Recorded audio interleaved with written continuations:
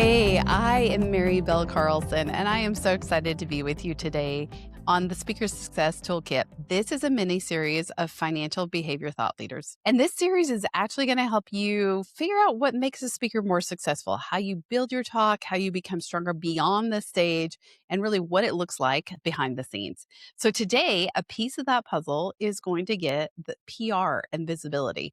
So I'm excited to be joined by Allie Zendrian. Allie comes to us from A to Z Communications, and she helps thought leaders and speakers turn their expertise into credibility. So if you've ever wondered why some speakers might be found everywhere, featured, quoted, invited back, PR is usually a big part of that story. Allie, I want to dive right in and brought something up that I think you said is important for speakers. How should people be leveraging conferences for PR opportunities? So, Mary, first of all, thank you so much for having me. And I've learned so much from you and your group. So, thank you for the opportunity to do that. So, in terms of conferences, the thing that I've realized and grown frustrated with is that people sort of just look at the stage as the opportunity instead of like the conference overall. The ecosphere is the opportunity. So, yes, you might be speaking up on stage, which obviously is fabulous and not to detract from that. But if you're at a conference, likely there are reporters who are at the conference. So have you made it a point to, let them know that you're going to be there? Let them know that you could be interviewed about X, Y, and Z so that you're getting a twofer or a threefer out of your opportunity. So I think looking for more bang for the buck than just, I'm up on stage, I gave my speech, and then my speech ended. What's the opportunity to then get that speech to continue to live on and do more for you? I love that. And let's back up for a second because sometimes we use the word PR, public relations, and I don't know that I knew before I met you really what that meant and entailed. So could you back us up and explain what PR is, how it's different from marketing, and why people need it? So I don't blame you at all. I feel like a lot of people, it gets conflated very easily, and it's kind of understandable because increasingly we're encroaching on each other's territory between PR and marketing. But I guess easily the way that I look at it as is that, if I'm going to get one of my clients into the media, I basically have to use my smile and my talents and their abilities to get them into the media versus on the marketing side, there's usually some kind of dollar, a budget that's helping you get there. And you're also controlling the message. So you have those advertisements that you wrote yourself and you can get that narrative exactly the way that you want it. In public relations, you really have to have your phrasing in a way that the reporter is going to remember exactly the way that you wanted it said, or make that impression on them that they want to use your language in their publications. So that's really the difference. So it's that third party validation, but we have to do it through a client's credibility and their skills and their ability to do good interviews. Well, and I think that's one of the things I love about you is you've not just talked the talk, you've walked the walk. So back us up and tell us where you came from. How did you get into PR? Oh, well, thank you. That's so nice. So I started my career off as a reporter. So in college, I knew that I was an English major. I knew that I wanted to write in some capacity, but actually thought I was going to do fictional writing. Went to a fiction writing class. I have no creativity whatsoever, apparently. So I leaned back on the fact that in high school and college, I was on the newspaper and I just loved copy editing. So then put myself forward, started writing for the newspaper, but then realized as a senior, gosh, like I've taken basically all the journalism classes that I possibly can, and I don't feel like I'm educated enough or good enough to earn a spot at a newspaper. So got my master's degree in newspaper journalism at NYU. And then interestingly, fell into business as the area that I was going to focus most of my career on. So I went to Institutional Investors, Wall Street Letter, and then Forbes in the street, and then sort of realized that I didn't like the direction that journalism was going or my part in journalism was going. So switched to the other side of the table and figured those skills are relatively transferable. And now I tell stories for my clients. I love that. And I love the fact that you've seen it from the back end. So you know how the industry works, you know what they're thinking, you know how to get your audience in front of the right people. And I think that's kind of leads to my next question. What problem are you really solving for speakers when they come to you? So I think the problem is that, that speech sort of lasts in its moment. So Hmm. at the same time that, you would know better than I would, but the number of hours and dedication and whatnot that you put into that opportunity that lasts, a half hour, an hour, 20 minutes, whatnot, you could take that and multiply it. So the same way that you might see people who are doing a podcast like yours, and then, split that up into smaller clips so that it continues to live on. You could take that same presentation and make it into a thought leadership article, taking one avenue from what you were speaking about. You could then use that as an opportunity to get pitched to reporters and be interviewed on your subject matter. So it's just finding the creativity to say, yes, this could die on the vine in the sense that my speech lives on in the people who listen to me, and obviously that's wonderful too. But if I could find a way to get that message to broaden out a little bit more and have a greater impact, why wouldn't I take that? Absolutely. And I think here too, I want to know, where do you see speakers getting stuck? When they think about PR in the right way, where does it kind of get stuck and they don't know where to take the next step? So, and I hope that it's okay that I lean on you. But so, as we had interactions probably about a year ago, I think you had said something like, well, how do people get these awards? And like, look, there are plenty of times that, someone is just so amazing, they get nominated for a award and they get it. But also, the way that you get things in life is you apply for them. Like, you put that energy out there and you do it for yourself. So finding those ways to say, if I want something, how is it that I'm going to make that happen versus just presuming that it's going to happen for me? So, if you want to be featured in the news media, how are you going to make those connections with a reporter? How are you going to have a topic that is going to be interesting enough to them that they want to interview you about? So just taking that initiative and taking it a little bit further. Well, and I will be the first to say that I came to you very ignorant in this space and said, "Hey, No, I don't even know what you do. Why does this matter? And what comes along with it?" And so I remember thinking, if you're good enough, you just get nominated. Like, I didn't know right. how. And I'll give you a quick example. I remember for a long time thinking, I really want to be nominated for the 40 under 40. And so I was just like a little hamster on a wheel working as hard as I could. And I hit 40 and it just never came to be. Yeah, big surprise there, hit 40. But I it never just would have never came guessed. that never came to be, and I was like, "Where did I miss that? Like, how did that not work?" And it just as I've worked with you these last several months, I've been realizing you go for the opportunity, and it is someone there helping you to end and really close those deals, right? Like, it's one thing to have an idea, it's another thing to have an agent, a PR agent working by your side, making sure that those things actually come to pass, and I think that's the big difference I've seen. I want you to dig in a little bit and share a story of a speaker that you've worked with who you've seen has made a real shift in how they approach PR. So first of all, to give you credit, I don't think that it's unfair for you to think that, you just get an award because you do good. Because I operated under the same premise that, if you would just put your head down and you do a really good job, you get promoted, like the good things come for you because you did the work. But the Yes. problem is sometimes you become that best kept secret that just like does the work. And because you're not the look at me, I just did XYZ and I accomplished this. I'm just head down doing my work. It just doesn't happen for whatever reason. You get overlooked. So rather than being that overlooked, excuse me, I just did a fabulous job. Would you like to come see? So I think that that's the gist of what PR is really.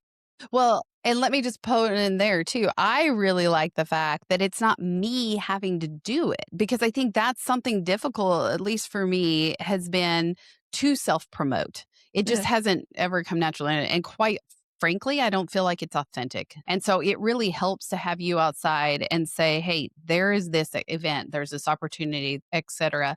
Let's put you forward for it. And that feels much more comfortable to me. All Yeah. right, now I want you to share that story because I know you've got a good Yes. one. Yes. Well, and it's thanks to you, if I'm being quite honest. Yeah. So I've been fortunate to work with Dr. Christy Archuleta, who is amazing. And speaking of awards, actually just won an award with Investment News. So yay to Christy. But so it's been a great opportunity working with her and seeing her work in financial therapy and seeing what she's capable of. So I, with you reviewed the areas that she speaks on. And, we were able to leverage some of those into thought leadership articles. To be honest, actually, if it hasn't come out yet, it's going to be coming out soon in Barron's. So check out for that. So using those topics and then pulling on the string a little bit and writing an article there, she was able to get that award, which is fabulous.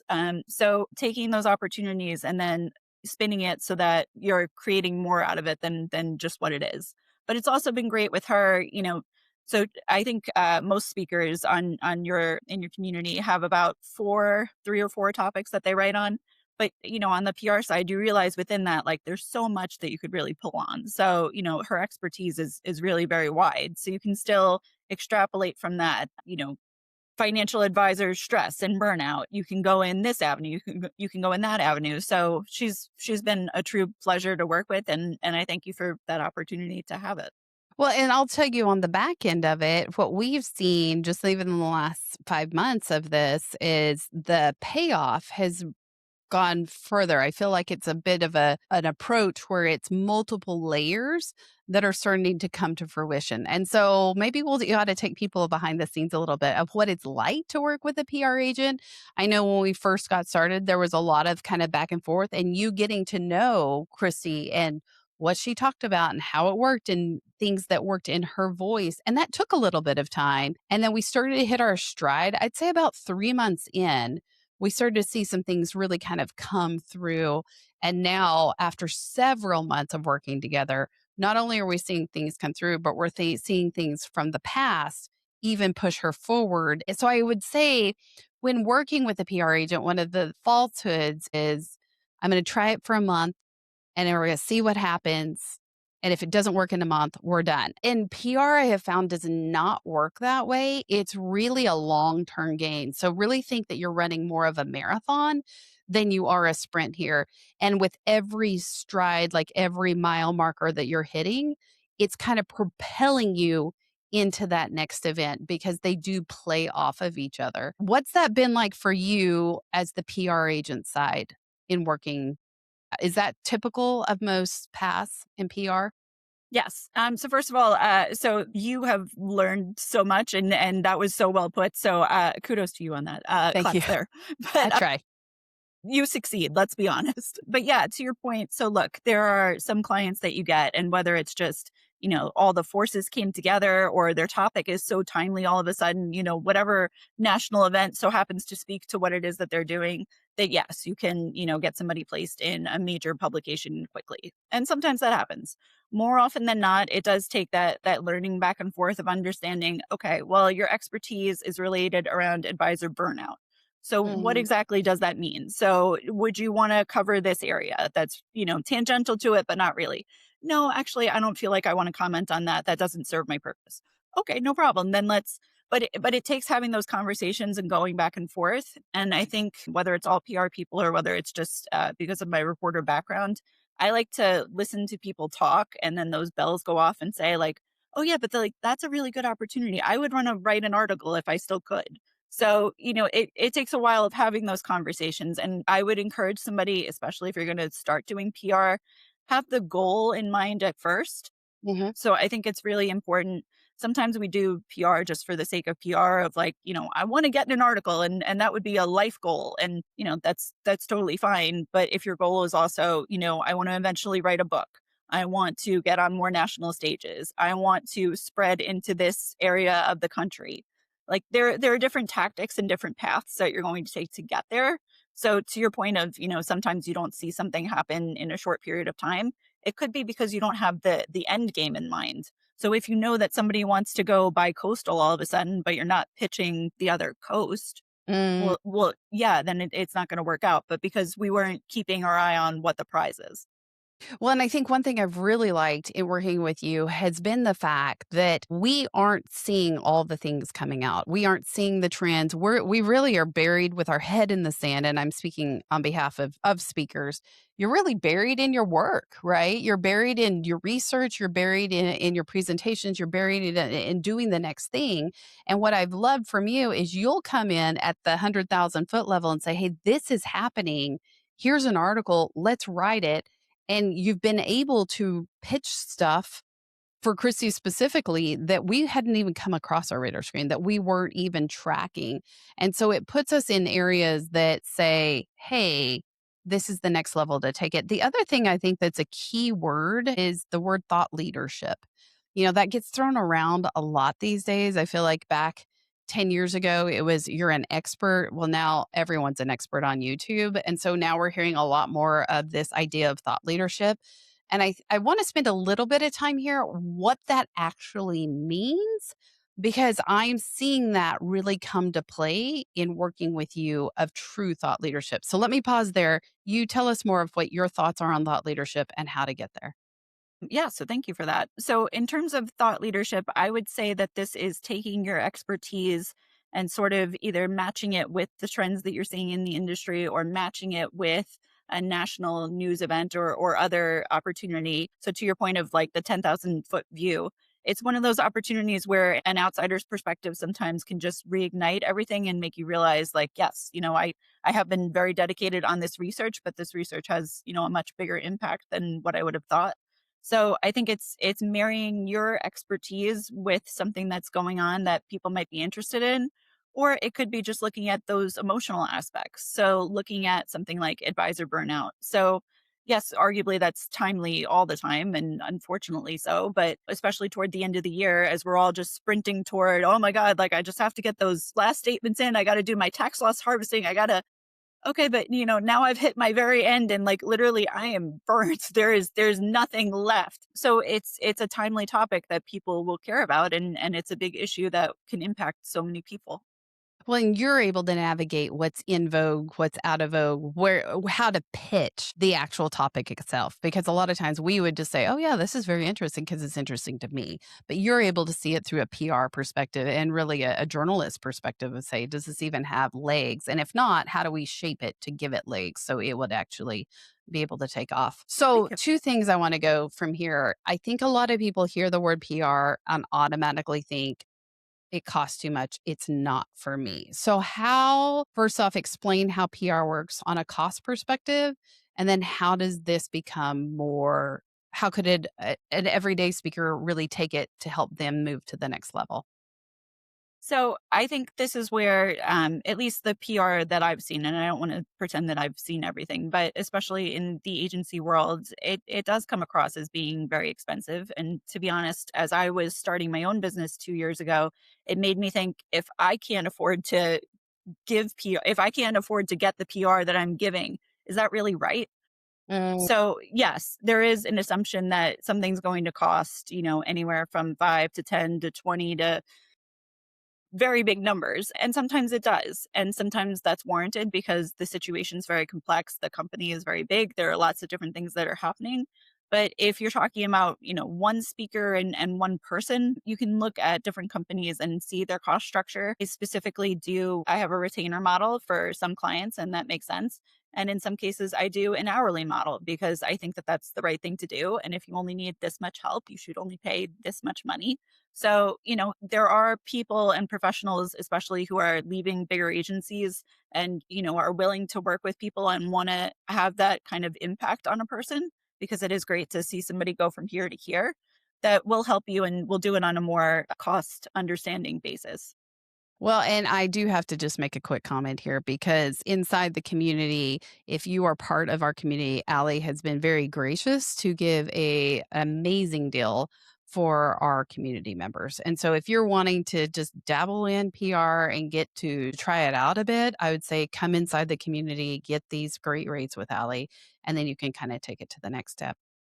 Okay, I want to make it really practical. If someone's saying, hey, I'm not ready to hire somebody yet. So, could you give us one or two things that somebody listening today could do right now to leverage their own PR for speaking? Yes. So I also, as much as I want to say that myself and other PR professionals are, we're very skilled and we're adept, and this is something that nobody else can replicate. Like, let's be honest, to a certain extent, people can, and people are trying with AI. In some cases it's working out, in some cases it's not really. But so I would say something that the everyday speaker or even everyday person could do for themselves is get to know the reporters who are covering the topic that you want to be featured in, and then look for those opportunities to get to know them on some kind of personal level, whether that's reading an article that they've written and commenting about how you thought it was great, or you thought that had you been included you would have said XYZ. That's setting yourself up for a follow-up story. But I think it's also finding those opportunities if you're going to be traveling somewhere, if you're going to a conference, be aware of who else is going to be there. There are so many different kinds of media. So we're not just talking about, the traditional Wall Street Journal and whatnot. There are bloggers and there are podcasters and there are lots of different people that you could meet and, leverage your story with them. Just look for those opportunities, see who's trending on LinkedIn and who seems to be covering what you're talking about and go make friends. Well, and I think you've hit the nail on the head of why a PR agent, it's the relationships. That's really, really what you're leveraging there is that relationship element. And I would say that's true on the speaking agent side. Like any kind of an agent, it's the relationships in their network that you're tapping into. And so if you're saying, hey, yeah, I can go try. And if it doesn't work, there's a reason that PR agents are there is because they've spent the time and taken the effort to be able to build those relationships so that when a journalist reaches out, there's already a relationship built. They know they can trust that content. We've seen that definitely on our end that and Chrissy's even remarked to me of Allie's been able to get in places we'd never be able to get in, where we just don't have the relationships in. So that's I would say that's a key part of it. So yes, if you want to try it yourself, absolutely. At the same time, know that that's really what you're spending in. Now, you do have resources to help people who want to do it themselves. We always had those DIYers, and so that would be great. Tell us a little bit about what you have for people who want to do it themselves.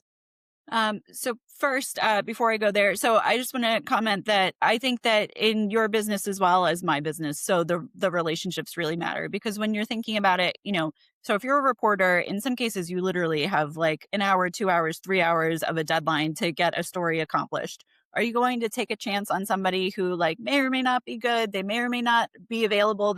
Or do you want to go with the surefire thing? I need to get this done, whatnot. I need to go. So I'm going with my sure bet. Same thing with you. I mean, if you're going to be booking somebody for an event, do you want somebody who you know is going to show up and be prepared and be amazing? Or do you want to go with the unknown? Well, and let's be honest, everyone tells me how amazing they are, right? And I think that's the same thing that journalists get is I am absolutely amazing. But as you get to know people over time, which let's be honest, Allie, a lot of the reason I built this community is to get to know speakers, to be able to say, hey, this is a person that I can trust, that I know that the quality's there, the content's there, and they show up, right? Like Hmm. there's a lot of trust that has to be built both ways. And Yeah. so for me, the having that community has been a valuable part of seeing who I can trust inside that speaking community and who I'm taking up to the next level and who's ready to move to the next level. And you just don't get that from an email interaction or a hey, I met you for 30 minutes one time and I said I was great. And I think that's really what journalists are looking for too is who is someone, especially with harder deadlines these days, they've got quick turnarounds. And so it really matters when it comes to relational side of things. Thank you for bringing that point up. Of course, I'm happy to. You deserve all the flowers and kudos and more. But so to get back to your point about DIYers, so I did create the A to Z's of public relations. So I want to give people the skills either A, to wholesale do it yourself if you would like to, or at the very least be an educated consumer. That has been one of those things where as I got out on my own, you realize how many people get sold into the big vision or, I need to do X, Y, and Z. Well, maybe, maybe not. Maybe you could do ABC, and ABC would be just as good, if not better. So I did create. It's a series of video content. It goes from everything to should I do PR? Am I suitable for it or not? There are some people who aren't, but the key is basically if you feel like you don't want to put your viewpoint out there and be bold like that, this is probably not for you. Also, if you feel like, look, my business for whatever reason is very seasonal or, I only have something to say every now and then. Okay, then I wouldn't, sign up with an agency and go for a year-long contract if you're going to have Yeah. something to say like 3 times a year. Yeah. So just using those opportunities and then going through things like media training and thought leadership and whatnot. Thank you Love it. for that opportunity to spread awareness. Absolutely. And I think that's important is that if you are curious, there's more education out there and then it can get you to the place that maybe or maybe not. Maybe you decide to go on your own or maybe you decide I really do need somebody. Okay, to wrap this up, I would love for you to tell us one thing that you could leave with our audience, especially speakers who want to grow their visibility. What is one thing they could start right away that would make a difference? So I think the biggest thing that they could do is you have your existing body of content. You have, Mhm. whatever presentation it is that you're going to be going to XYZ location and giving for them. Look at it under the lens of, what else can I do with this? So yes, I created a 30-minute long speech. It's got however many slides. Can I take 3 or 4 of those slides and reshape that into an article? Can I take maybe one of those slides, and that would be a really good topic for me to pitch a reporter and have them interview me about because it's a timely topic or something that just it sounds very interesting. Just take your existing body of work and try to look at it from the lens of, I know that there's more that I can do with this. Just let me figure out how exactly. I love it. Thank you so much. Allie, this has been a great conversation. And if this is an important layer of the toolkit, I really want to emphasize how important it is to not just deliver a great talk, but as Allie said in the very beginning, make sure that it's got a megaphone to be able to translate well beyond the stage and hit more opportunities for future. In the next episodes, we're going to keep building on this idea and we're going to hit on how speakers really extend their impact and become consistently more referable. If you like this episode and it made you think differently about the work, we'd love for you to subscribe to the show and share the episode. And if you're looking for a place to continue these conversations with Allie and other speakers who are really building intentionality, you can learn more at financialbehaviorkeynotegroup.com/community. That's financialbehaviorkeynote.com/community. All right. Thank you so much for joining us, and we will see you next time. Thank you.